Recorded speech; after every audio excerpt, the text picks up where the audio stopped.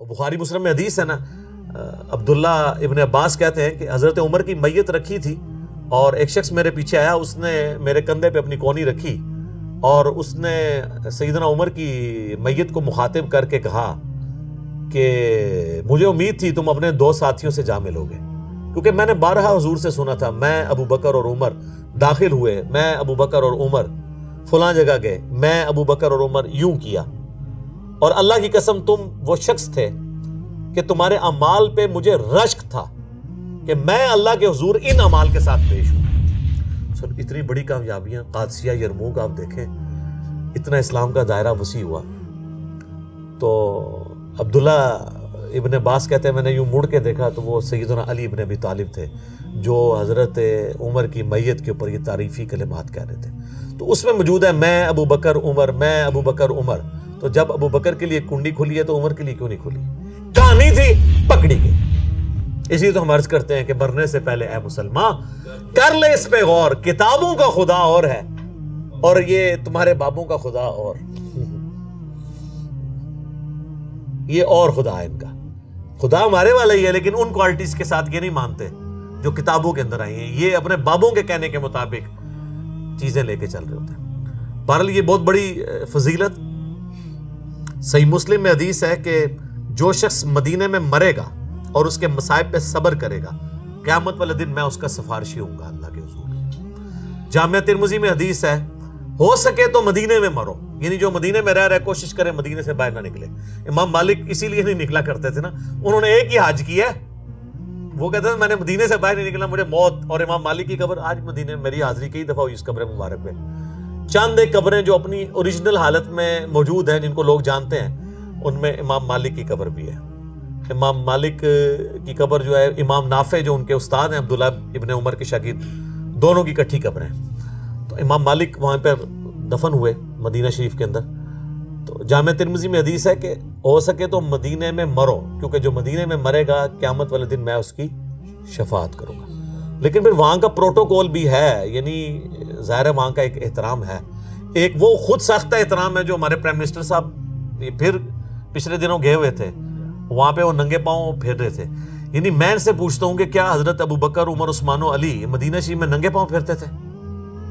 یا حضور کی وفات کے بعد وہ وہاں پہ ننگے پاؤں پھرا کرتے تھے؟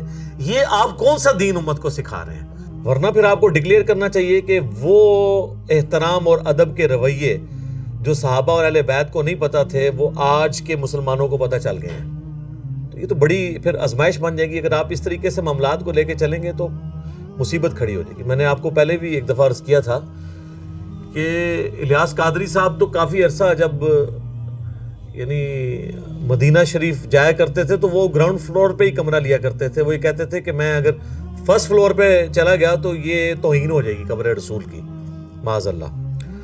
اور بلکہ یہ اوریجنل واقعہ ہے، ایک بھائی جو اس کے خود گواہ ہیں، وہ ساتھ تھے ان کے، وہ کہنے لگے انڈیا کے ایک عالم کو ملنے کے لیے گئے الیاس قادری صاحب، تو وہ ایک بلڈنگ میں کوئی 4تھی منزل کے اوپر انہوں نے کمرہ لیا تھا، تو وہ باہر آگے کھڑے ہو گئے، انہوں نے کہا آپ نیچے تشریف لیں۔ انہوں نے کہا جی آپ اوپر کمرے میں آ جائیں۔ انہوں نے کہا میں کمرے میں نہیں آ سکتا اس لیے کہ نبی الاسلام سے اوپر ہو جاؤں گا میں، تو یہ توہین ہو جائے گی۔